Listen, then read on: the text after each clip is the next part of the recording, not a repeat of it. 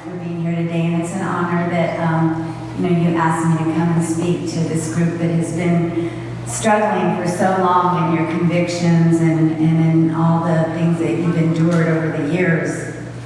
Actually, I had no idea that a lot of this stuff went on, and I spent 20 years in prison myself and accepted it as that's just the way that it was.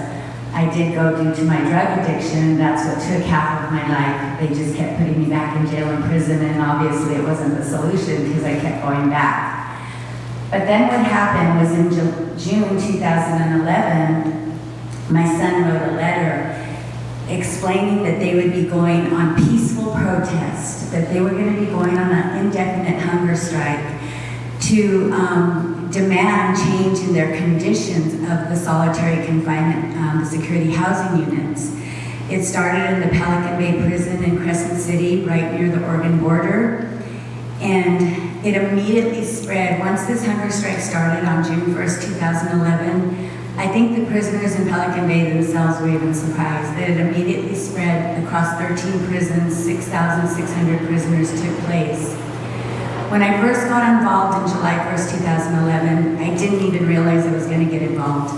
I didn't even realize at that time that there had been human beings spending decades in solitary confinement. And at that time, my son had been in solitary confinement for 10 years. And I didn't really give it a second thought that he had been in solitary confinement for 10 years. I kept thinking they had to let him out someday. But as I started reading of the conditions, the existence, and how one ends up in solitary confinement, I realized they have no intention of letting him out. The way that people could end up in solitary confinement through drawings, Aztec cultural art, political expression, having knowledge in the law, standing up for injustice within the prison system, being a jailhouse lawyer, all of these things could land you in solitary confinement. As a matter of fact, if all of you here we're in Pelican Bay right now, you'd probably be definitely in solitary confinement because you're advocates, you're activists, you have the courage and the will to fight for change, and that's what these prisoners have. So even in the midst of their isolation, their despair, in the midst of their the deepest confinement that you could imagine, no human contact, no natural sunlight, they rose up. Their strength, the decades long that they spent, only made some of them more courageous to fight for change because they realized as they were growing old in solitary confinement that the next generation would be coming to fill these cells.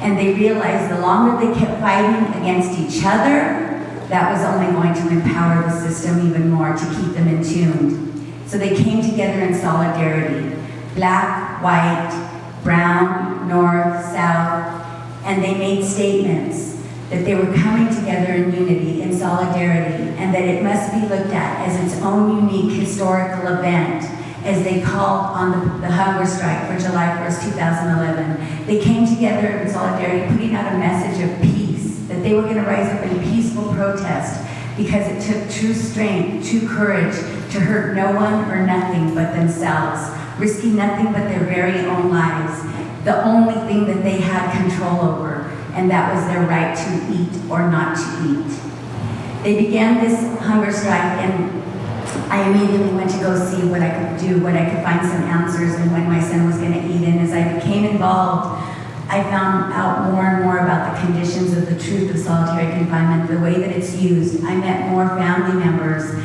We became involved together. We decided that we were not going to stop until it was over.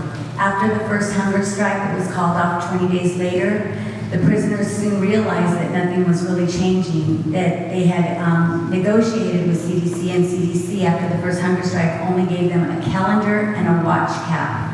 They went 20 days without eating to get a calendar and a watch cap, and that was not their goal. They had made a list of 5 demands. Those demands included to end group punishment, because in the state of California, should 2 Latinos get in a fight or have a disagreement, the whole race will literally get locked down. You could show up to visit and there'll be signs saying, Aryan Brotherhood, whites, no visits today, or Southern Hispanics, whatever that group is defined as by CDC. These men don't go in there defining themselves as these groups. CDC puts that label on them. This originated within the California Department of Corrections. That's where these notarized gangs started, got labeled from, and they, as the inmates, the prisoners come in processing, they get stamped by their race or by their location, and they get that label that will go on to carry with them for the rest of their life. So one of them was to end group punishment, to hold individual accountability. Another demand was to abolish the debriefing process, because the way the debriefing process stands, another unidentified prisoner can make a statement against other prisoners so that they can earn their way out of trouble themselves, and you never have the right to question that prisoner. So that was one of their demands. Another one of them was to comply with the 2006 Commissioner's Report on Safety and Abuse in America's Prisons. In 2006, there was much data collection. There was a big report. They sent somebody from the Department of Justice, retired judges, different faith leaders into the prison system to make a report, and they did make a report.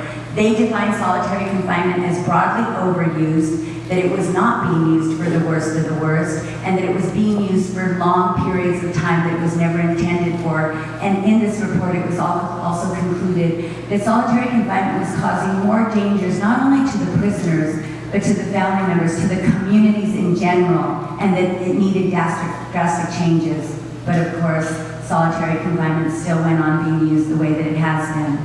Another one of their demands was to get adequate food, nutritious food, because you never get something as simple as fresh vegetables and fresh fruit, things like that. But they had to risk their lives for it, to put this in a demand. Their last demand was to have educational programs. My son has gotten certificates in civil litigation and paralegal studies, but we had to pay for that out here. So if you don't have a family, and it's only because friends came in to help us.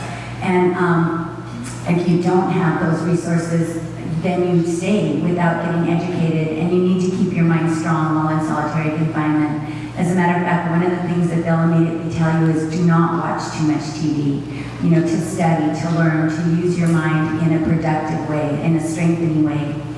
So those were the demands that they put forth. We as family members supported those demands because they were very reasonable. Those demands were not being met, so they started a second hunger strike that started September 26, 2011. This time it spread across the state of California. 12,000 prisoners joined in and went on a 3-week hunger strike. It was again called off as CDC again negotiated. They agreed to terms. They agreed that solitary confinement was being broadly overused. They agreed that they were going to make changes and that they were going to implement a process so that these men could begin to work their way out of solitary confinement. And then what happened? On July 8th, 2013, the largest hunger strike in world history, 30,000 prisoners joining in, because of the torturous conditions, not just in solitary confinement, but in our prison system today, the way that it stands, the stories of abuse, the overcrowding, everything that goes on within our system began to be revealed as these prisoners went on a hunger strike. And I feel because of the California hunger strike, it has given every advocate a platform. I feel because of the California hunger strike, people now are looking, noticing, asking, how could we allow that in the state of California? How could we allow it anywhere for that matter, for decades-long isolation? I brought today with me some pictures. One of those pictures is a picture that is on my carton of eggs. As many of you probably know, in the state of California, there was a bill passed for the conditions of confinement of chickens. So, on my eggs are certified humane, because I am guaranteed that those chickens had natural resting places. I am guaranteed that those chickens had the ability to engage in natural behavior. So I ask you today, where is the natural behavior in keeping a human being without human contact, without ever being able to directly look somebody right in the face, as I am looking at you today? Where is the natural behavior allowed for our prisoners? Where's the natural resting spaces as you look at the pictures of the overcrowding, stacking 3 beds in one bunk? Where is our natural behavior for human beings? Where's our rights, our policies? Where are our demands being met? Another thing that I'm not sure if you know, but under federal law, federal government law, chimpanzees are protected to not be housed in solitary confinement while being researched on.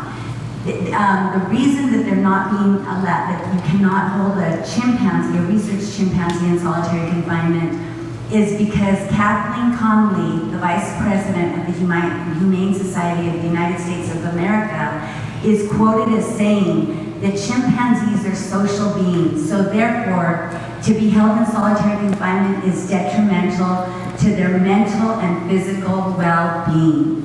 So I ask you today, how not much more is my son, is Martha's brother, how much not more are our loved ones social beings, that they need that ability to engage in natural behavior. Because in the state of California, if you literally acknowledge another human being's presence while in solitary confinement housing unit, that is deemed and documented as gang activity. I have documentation where a prisoner told my son, exiting visiting, he looked at him and said, "All right now," and my son acknowledged his presence and looked back and said, "All right now," a gesture of hello, a form of acknowledgement, and they were written up a serious violation rules report for that. So I ask, when I look at these conditions of confinement, of how we're keeping human beings in captivity, how we're condoning it, how it costs 3 times the amount, $75,000 per year for one individual to be housed like this. But yet we take money from education, we take money from community centers. I recently did a presentation at Santa Ana High School, and all their tutoring has been cut. But we have, it's predominantly Latino. There's 4 blacks that you can count them, and the rest is all Latino that goes to that school. Somebody told me once you're not supposed to say Latino anymore, so if I'm saying something wrong, excuse me, I'm not, I don't know the correct things yet. So Mexican, Santa Ana High School is all Mexican and 4 blacks, and the blacks that are there were sent from Oakland, and they're living in a boys' home. But yet there's no tutoring in this school. Everything has been cut, and we continue to pour more and more money into our prison system, into housing people for decades at a time. Recently, the step-down program that CDC has implemented, they're going to be having the hearing on June 17th, where through this step-down program, you can process yourself out of solitary confinement. They have large numbers that are getting out of solitary confinement right now, but what nobody is realizing through the statistics on ComStat, while they're moving men out, they're bringing more in. So they're actually playing checkers and rotating and shifting the bodies.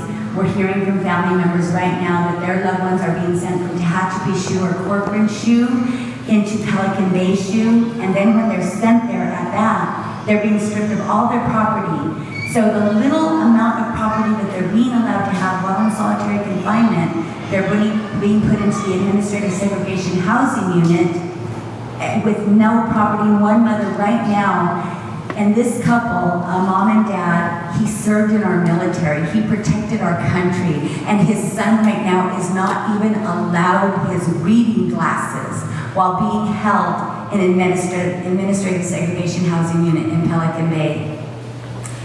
We've advocated on behalf of many family members, of many of the men inside, the women inside, when we hear the stories. But what about the ones that don't have that one person to be their voice out here? What about the ones that don't have anybody to listen? And you think and you realize what CDC is getting away with. Thank God that my son has always been very vocal, and he's been an advocate, and he's taken on to the law. But still right now he has an active case against Corcoran Prison that's been going on since 2007, I think it is, and where he was pepper sprayed. He was in shoe at Corcoran, and he was out during his yard time, and a female sergeant was stripping them in a very derogatory manner. But per state law, a female is not even supposed to strip a male prisoner all the way naked. And so she was stripping them out and having them, bend over. And so when it came to him, he refused. And he demanded to see a lieutenant, and then did say, "You're not supposed to be stripping us."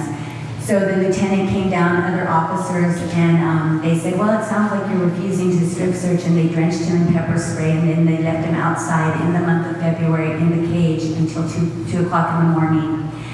Then he was put into a cell without being decontaminated. That means they left the pepper spray on him.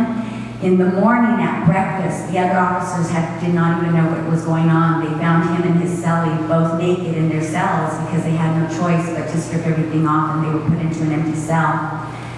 They decontaminated him, and then they moved him into the EOP ward, where that's where they put the mental patients.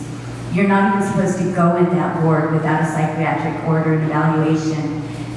The prison denied they were holding him in that ward, but we have letters with that return address.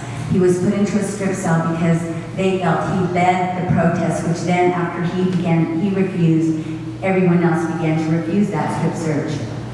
That is still an active case to this day. The judge ruled in his favor on all counts of retaliation, even being moved into the EOP ward. So these are the conditions they endured, but this is just a handful. This is just the ones that we know about. And this is just the ones that prisoner knows the law to be able to fight that. What about the ones that don't? What really goes on within our prison system? That's why it's up to us. That's why it's up to us to be involved, to stay involved, to write the prisoners, to hear their stories, and then to take the next steps.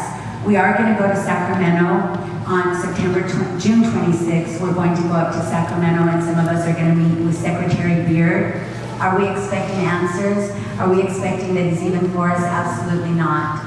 We look that he's on the board of the American Corrections Association. The American Corrections Association is the one that labels our prisons as the best of the best. They are a non-profit organization, and they have trade shows where they do ROIs in marketing and sell every prison good that you could imagine. Human beings have become marketable commodities. Human beings for warehousing and for profit have become the new generation of, I guess, like the capitalistic empire, really.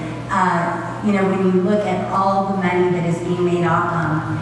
So, I just really want to close with what can we do? Well, the biggest thing I think, definitely you guys all that are here have been doing it. You've been involved for years.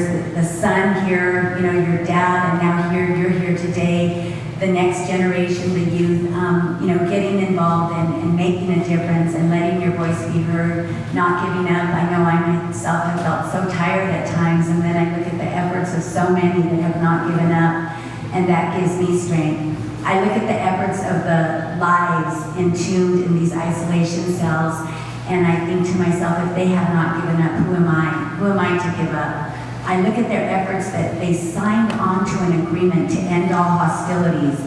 4 representatives from each racial group signed on to an agreement to end all hostilities, to shake hands, that things are always going to happen, but to try to resolve your issues without making it big, without making it racial, without making it, as it always has been for years, fighting against one another. And those men that signed on to that agreement to end all hostilities all received serious rules violations report for signing on to that document.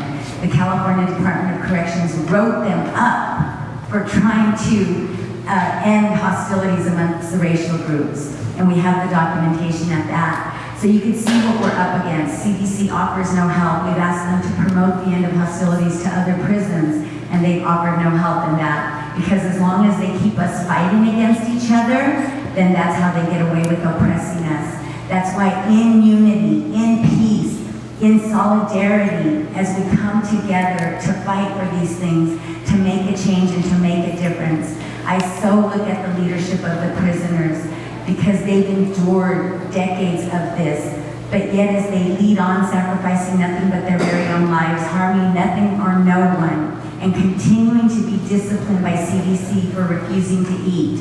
Can you imagine getting a 115, which is a serious rules violation, because you chose not to eat today? Because you chose not to eat today, I am going to punish you, because that's how much power I think I have over your life. That I will even take away from you the very right to die. Because if you're living for nothing, why not die for something?